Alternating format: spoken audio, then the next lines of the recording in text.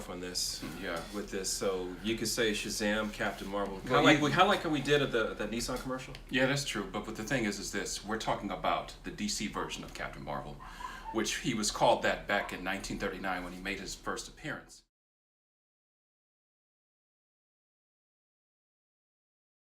Now, Shazam is an acronym for the wisdom of Solomon, the strength of Hercules, the stamina of Atlas, the power of Zeus, the undimitable will of Achilles, basically his invulnerability, and you had the speed of Mercury. Okay.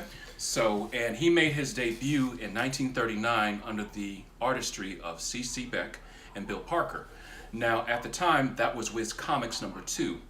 And basically, it was one of those things that it was a book that literally outsold Superman back in that time frame. The first issue itself sold 500,000 copies alone. Might I interject too? What's up? The reason why the character is so popular to you and I, because our father back in the day, to get us to learn how to read, Yes. he would come home from work with a big stack of comic books that he would get from his coworkers, or if he went to like the local newsstand and got a big stack of comic books, and Shazam was one of them. Exactly. And And so- it was that one where it had Captain Marvel and Captain Marvel Jr. versus this character, one of the villains that's part of his rogues gallery by the name of Ibak, who gets his power derived from a demon. Anyway, getting back to the main point about Captain Marvel. Right. Now, Captain Marvel, or rather now he's called Shazam because of copyright infringement, and we'll get to that in just a moment. Captain Marvel was one of those things that was every boy's fantasy back in the day, because Right. who did not want to sit up there and say the word and become their favorite superhero and be able to do the things that they wanted to do? Kind of like basically a boy wishing to be Superman, but saying a magic word, and then flying and performing heroic deeds or And heroic doing his feats. thing. Yes, Yeah. exactly. And it was one of those things that kids basically flocked to back in the day, young boys flocked to, and it was just something that turned into an instant success for Fawcett Comics. Now, when that happened, well, National Publication, that was the future, or rather the past name of DC Comics, issued a cease and desist order back in that time frame because it was considered copyright infringement. Right. And one of those things that it was a copyright infringement of, because you had Shazam that looked too much like Superman. Now, the character itself was patterned off of Fred McMurray, an old school actor from the early days of Hollywood.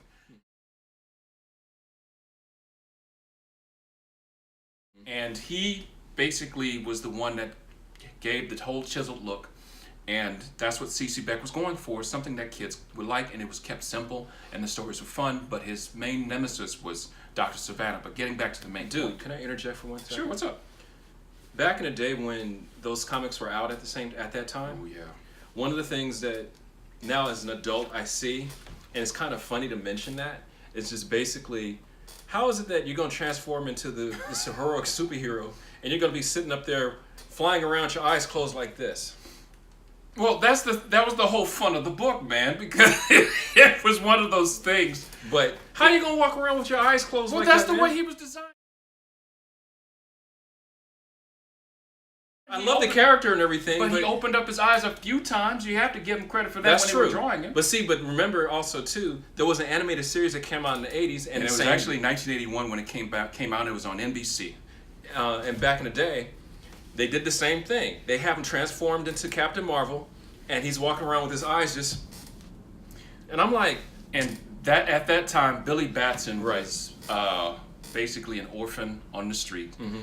And he ended up becoming a radio broadcaster in the cartoon series. But this is the other thing that they did in the series, is that they brought in, just like I mentioned Captain Marvel Jr. Right. before, they brought in Billy Batson's twin sister, long-lost twin sister, Mary Bromfeld, who she was adopted by when everything went down with their parents. And she ended up becoming Mary Marvel. And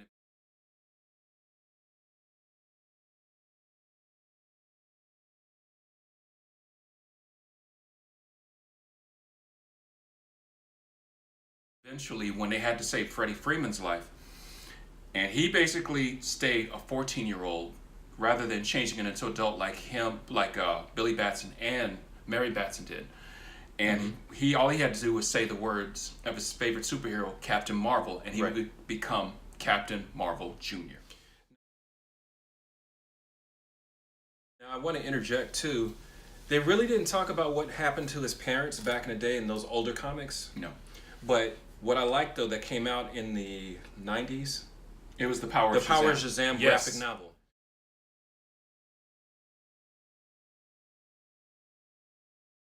And they basically brought up what happened to his parents, and it was written by Mark. Was it written by Mark Waid? No, it was Jerry Ordway. Jerry Ordway. Yes, it was Jerry Ordway. Right. And Jerry Ordway basically did a retcon retelling of the whole Captain Marvel Right. origin. And it's set up that it was Black Adam, or rather Theo Adam, who was a descendant of Black Adam, but Theo Right. Adam who murdered the Batsons, murdered C.C. Batson and his wife while they were on an Egyptian expedition. And basically, Billy was left at home with just his uncle trying to take all of his money.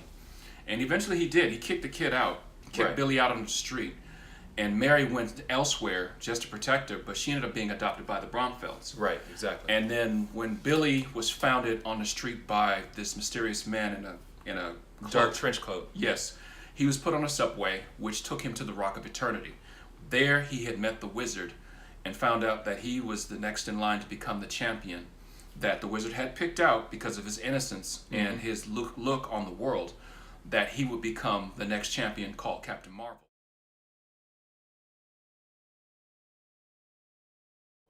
In another podcast, we will do, or rather webcast, we will do another one regarding the wizard, because he was the equivalent of Captain Marvel back in the day, but that was 3,000 to 5,000 years into the past.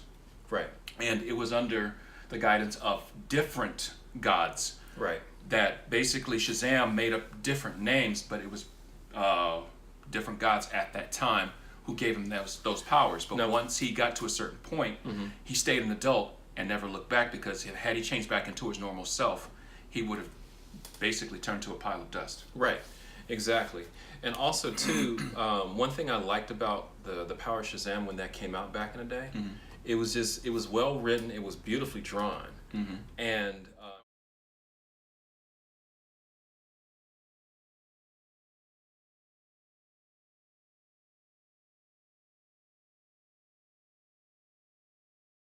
Each cover was painted. When it became the regular series from each cover was 1995 painted. to 1999, it was each cover was painted. No matter what you got, it was just so beautifully drawn and beautifully painted that, I mean, I looked forward to it every time it came out. Right. And it was so beautifully drawn, and it was well written that it was a shame when it had to go back in the day. Yeah, And I was just like, but another thing too, I wanted to also bring in or interject to as well. In another podcast or vlog or video cast, we're going to talk about Marvel's version of Captain Marvel, because the movie version of Captain Marvel will be coming out next March, or this coming March, not say next March, this coming March of next year. And this one is going to, and this is where I'm going to get into the copyright infringement. Marvel basically had issued a cease and desist to Fawcett Comics. I wouldn't say Fawcett, no. The cease and desist was issued by DC Comics to Fawcett Comics to stop using Captain Marvel. And the Marvel family basically stayed in obscurity for like almost 20 years. Right. From 1953 to 1972. So when they finally, DC decided to bring it back into the fold by having the rights transferred to them, they ended up having to revamp the character, but it never took. No matter what happened, it never took. They tried to revamp him back in 1973. They tried to revamp him back in 78. Then they tried to revamp him after the events of of Legends, and that didn't quite take off either. Yeah, it was only with that graphic novel, The Power of Shazam, is when it really started taking off. Yes, and it was done. It was well drawn, and well written. And all I have to say is that that was one of the books that I enjoyed reading as we were coming up back in the day. Now, my question to you is, what favorite Shazam story did you enjoy back in the day? I would have to say my most favorite... And I'm saying from either comic or cartoon. Comic or cartoon? Mm-hmm. I'm leaving out the live action show because, I'm sorry, the live action show was just a little too hokey for me. No offense to the actress of back in the day, but no. I would have to say the animated movie, the animated short film, the Superman Shazam, The Return of Black Adam. Oh yeah.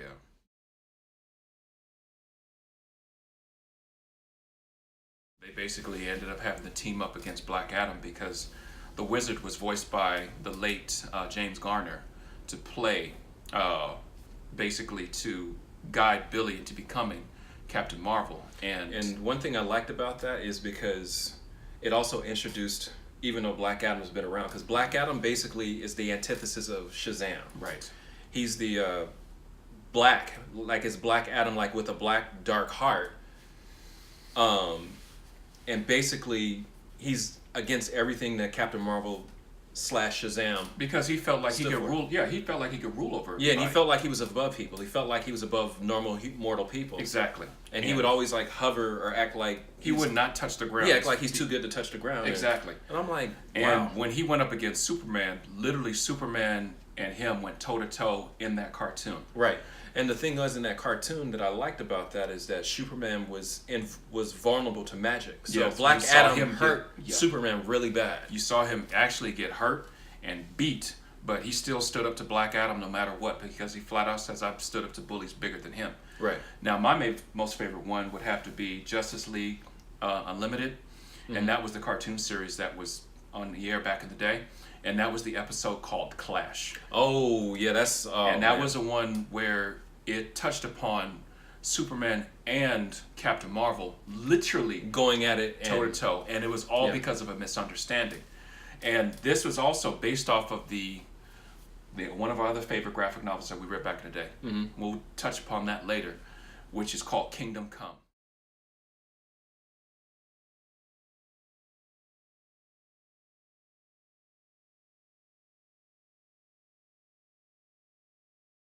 And that was the fourth issue of the series, where you literally had an older Superman going up against an adult Billy Batson, whose mind had been so warped by Mr. Mind and Lex Luthor that they went toe to toe trying to stop an Armageddon of all the supervillains and all the superheroes at the Gulag. And it just turned into such a huge battle. What was the Gulag? The Gulag was basically a superhero prisoner facility, and it had been ruptured by Captain Marvel, who was tainted by Lex Luthor at the time. Mr. Mind, right. And because his mind was so badly messed up by the both of them, he was trying to do their bidding and ended up letting all those prisoners out in that fourth issue of Kingdom Come. And that's where, actually the third issue of Kingdom Come, and that's where Superman and Shazam went toe to toe. Now, getting back to the cartoon, those two basically went at it toe to toe because of a misunderstanding. Oh, and they destroyed buildings and everything that was in surrounding areas. They didn't pull any punches. Literally, didn't pull any punches, and they didn't candy coat the animation and the destruction and everything that took place. And the only thing that was able to stop Billy and Superman from destroying each other is that Billy had gotten hurt as Captain Marvel, and then used the word Shazam to call down and hurt Superman until Superman was able to put Billy back in front of the lightning and transform back into a little boy. And then we know Superman will not hurt a little boy. And then right when Superman, when Billy was basically about to say Shazam again, Superman put his hand over his mouth to keep him from saying it and said the fight's over. So that was a pretty good fight. That was a pretty good fight. But the one that took place in Kingdom Come, which we will discuss at another time, that one had a more radically different ending and a more tragic ending. Right, exactly. In any case, this is the Comic Anthologist. Thank you for tuning in. And once again, if you basically show your support, please hit the subscribe button, and we'll be back sooner than you know. Thanks for tuning in. Peace.